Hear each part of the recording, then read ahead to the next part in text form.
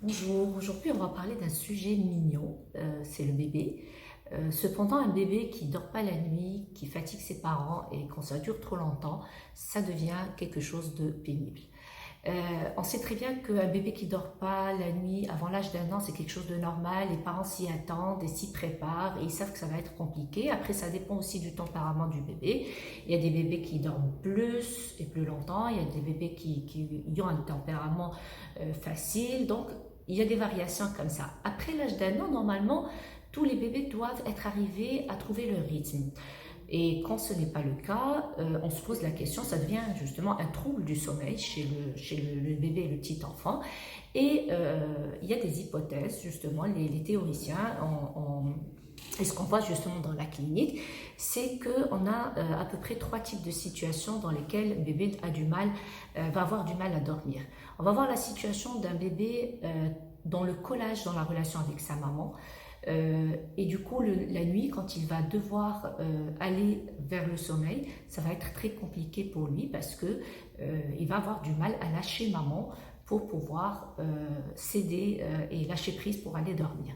L'autre situation, c'est les bébés qui vont, durant la journée, vivre des durées de séparation avec maman, qui vont avoir du mal à supporter.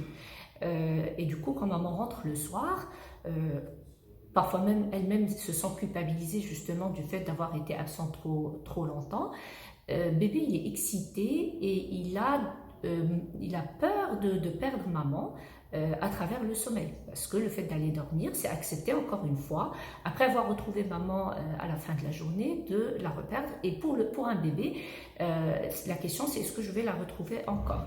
Donc ça peut provoquer des angoisses et empêcher le bébé de dormir.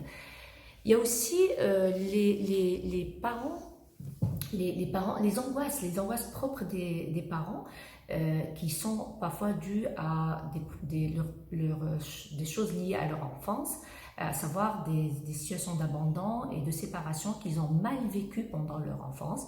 Ça peut être lié aussi à des expériences de décès de bébé, de maladie d'un autre bébé qui vont faire que entendre bébé pleurer va être quelque chose de très difficile pour les parents et du coup les parents vont avoir tendance à intervenir rapidement de manière physique en prenant le bébé dans les bras, en le mettant avec eux dans leur lit parce que entendre bébé pleurer est quelque chose qui va augmenter leurs angoisses et qui va être insupportable pour eux.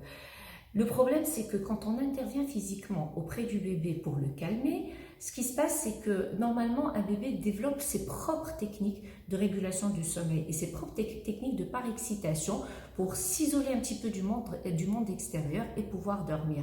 Quand on intervient physiquement, on ne laisse pas le bébé développer ces mécanismes, ce qui va entériner les troubles du sommeil et ne va pas arranger la situation. Donc, pour résumer, les troubles du sommeil chez le bébé, quand on a déjà éliminé une cause organique, bien sûr, parce qu'il y a des bébés qui ont des reflux gastro-œsophagiens et d'autres problèmes de santé qui peuvent les empêcher de dormir.